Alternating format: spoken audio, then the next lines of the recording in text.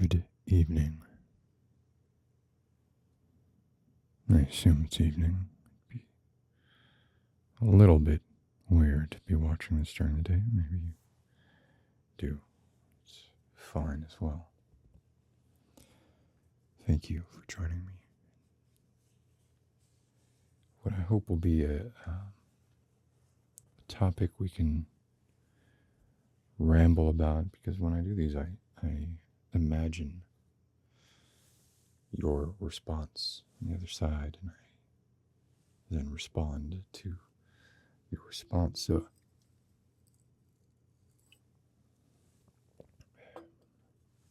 it is a dialogue, half of which is imagined and half of which is as real things get. And the subject I wanted to talk about tonight was the undeniable trait to the point of being almost meaningless when it's said, and yet there can be occasions, depending on your state of mind, where it can strike you in a new way, spur on activities that you might not otherwise do, and that is, of course, there is a last time for everything. Everything, not just what's represented on this needlepoint circle, which is really just a bottle of wine, a skull. Perhaps it's absinthe. I have this hanging next to my door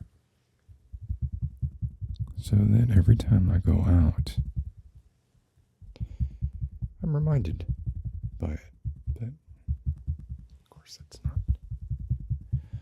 it's not really what happens, is it? What happens is it fades into the wall. It becomes no more distinguished to my eye when I pass it than the beige paint next to the moldings. I cease to see it, just as when one has a revelation, be it through personal tragedy, family tragedy,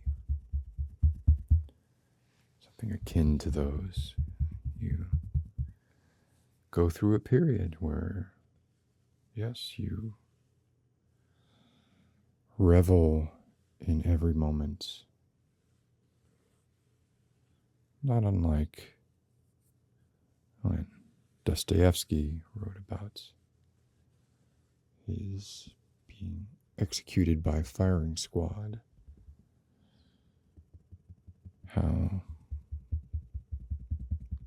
seconds turned into minutes, how he became strangely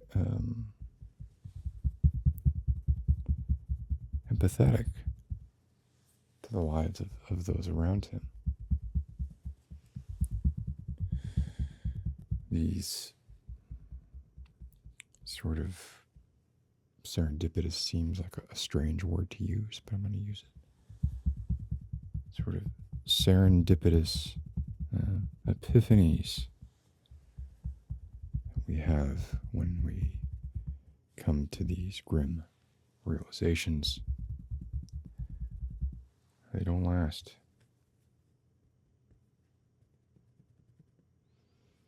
And there's a reason they don't last.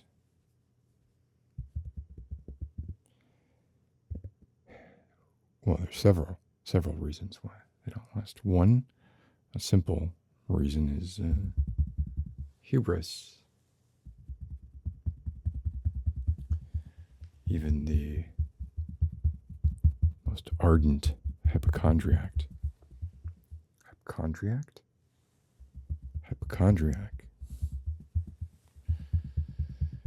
cannot spend every waking moment believing that their imminent demise is imminent.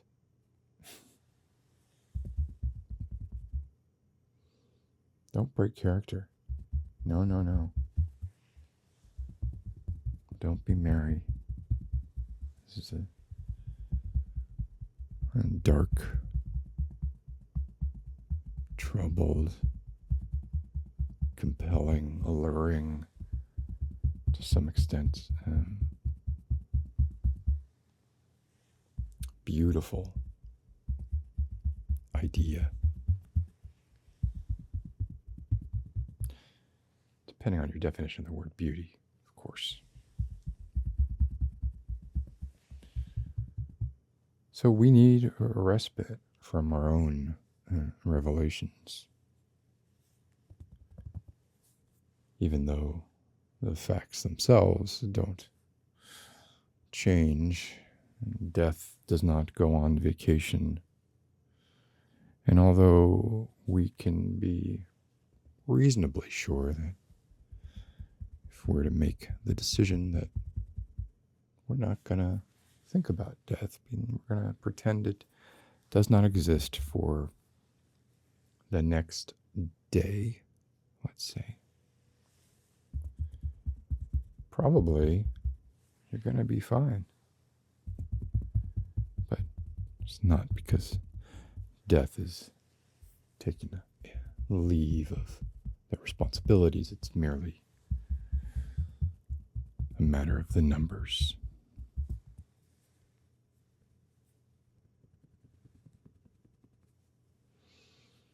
At every moment of your life, you are the oldest you have ever been and the youngest you will ever be.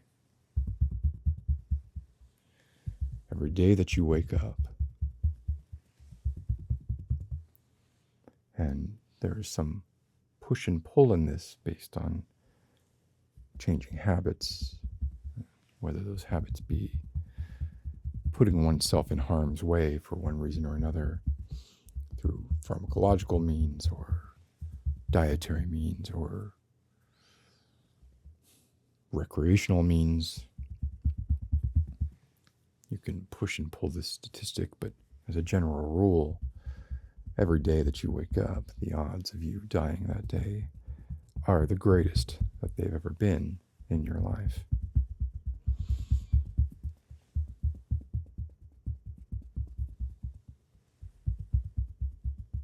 Maybe that's not a pleasant thought to drift off to sleep to. Of course, go to sleep. You sleep a typical 8-hour night. Oh, that's 33% of a 24-hour period, wherein statistically you have a non-zero chance of dying. So maybe that will be the last time you ever go to sleep. Edgar Allan Poe was misquoted, thanks to Wes Craven and probably others, as saying, in reference to sleep, the quote was, "Sleep, those little slices of death, how I loathe them." Edgar Allan Poe did not say that. We have Nightmare on Elm Street to thank for propagating that misattribution. But it's a good line.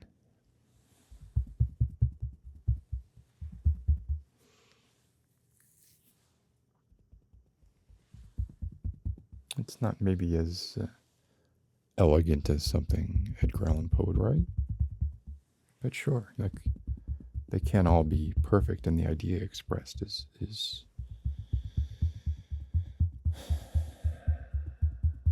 sobering.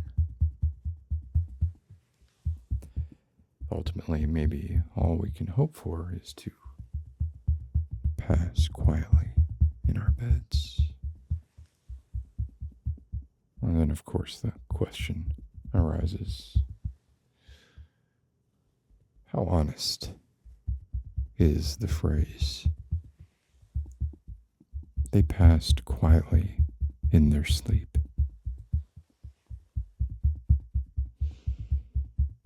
I have my doubts. I think when the paramedics are called, after no one has heard from you for 24 or 48 hours, or your family members find you, your loved one finds you, loved ones, and you are spread-eagled on the floor, your eyes wide in terror.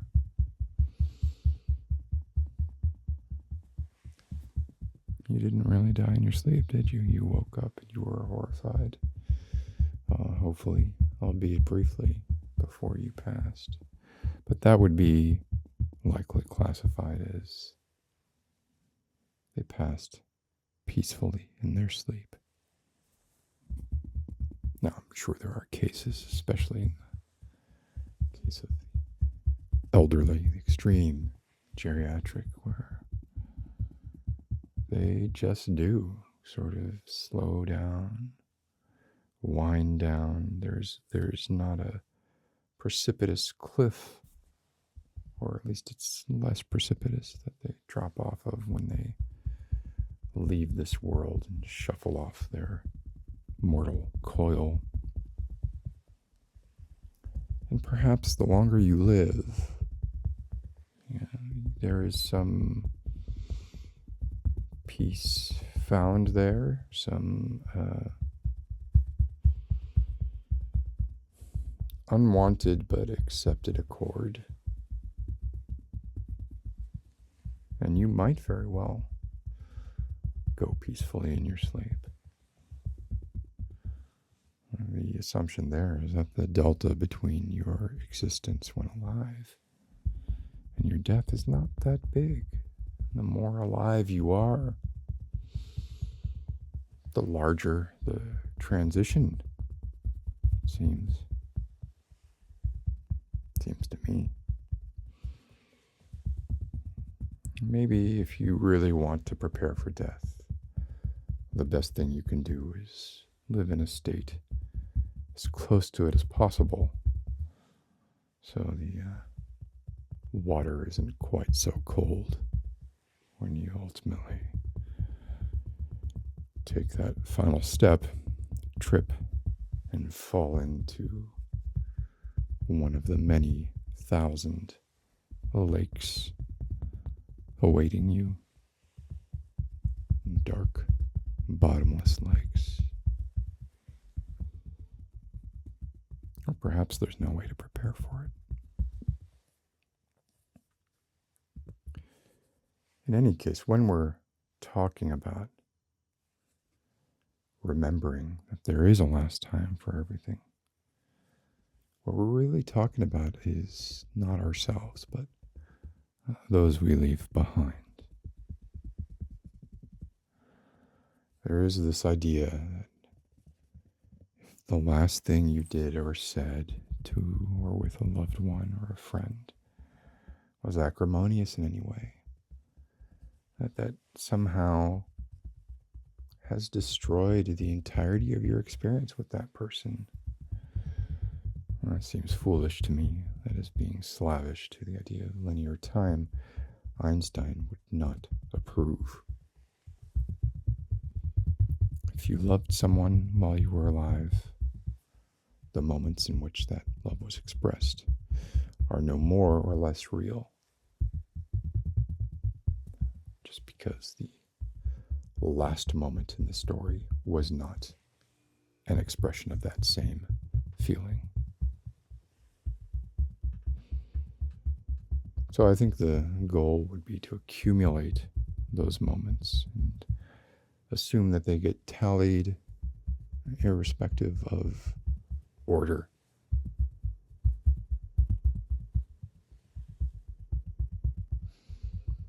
And yet if you are the one left alive, you might feel guilty if if your last interaction with someone who passed was acrimonious. So perhaps it's a service to those who cannot feel through that, a small kindness.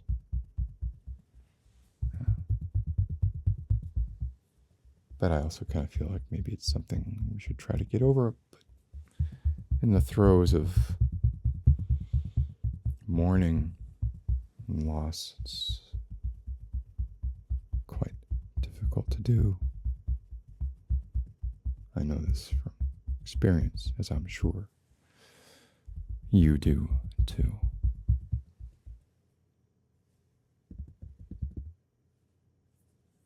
So perhaps the watchword should be moderation in all things. Take the time to remember from time to time that there is a last time for everything. Perhaps hang a similar needlepoint at your door, in your bathroom at eye level. But let it fade into the wall for the majority of the time and simply notice it occasionally. Call it out to yourself. Ponder it. Live with it for some time, and whatever some time means for you. And then let it go. Much like we cling to life for some time and eventually let it go. So yes, remember that there is a last time for everything. But there's only one. Every other time, every other interaction will not be your last interaction. And I think those matter more.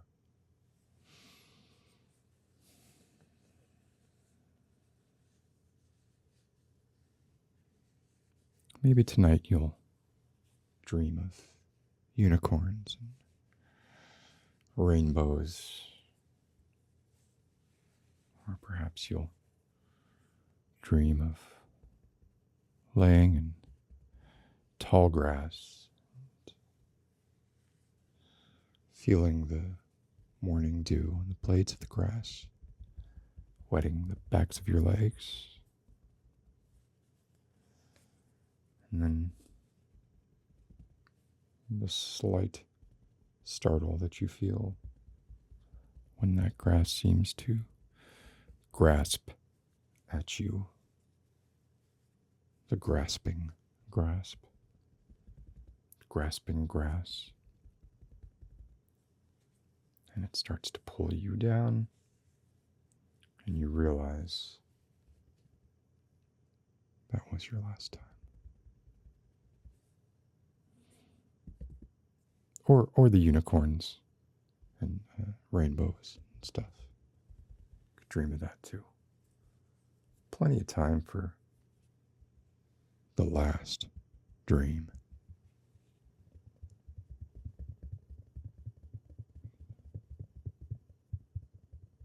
Sleep well. I don't know you, but we're all connected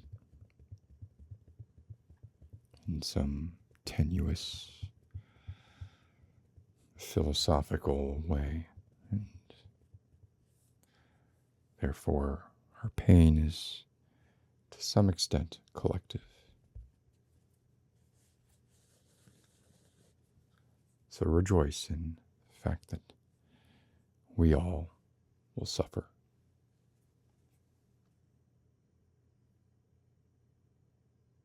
Good night.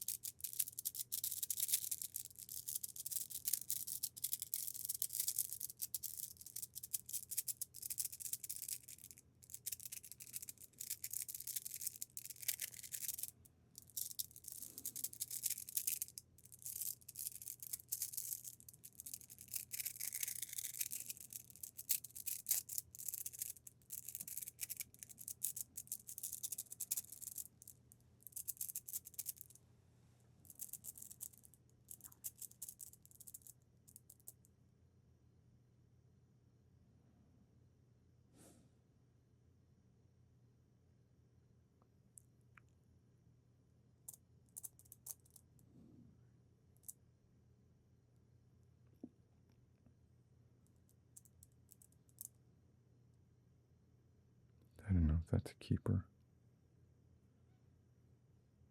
Just bringing people down.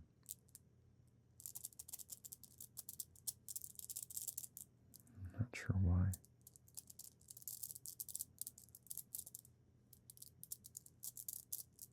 Afraid to express happiness, maybe?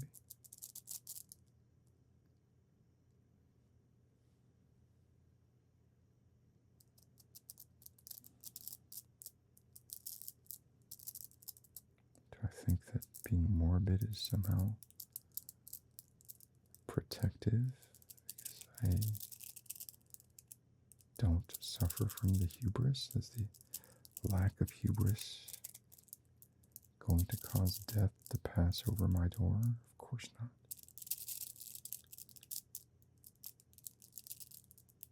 Every day I hear their footsteps approaching. Every day they're slightly louder.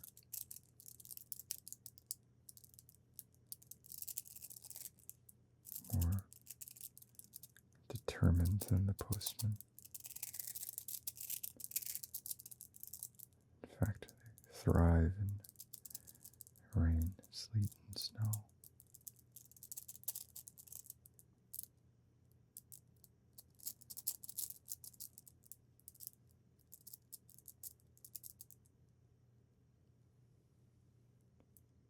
You lied to me.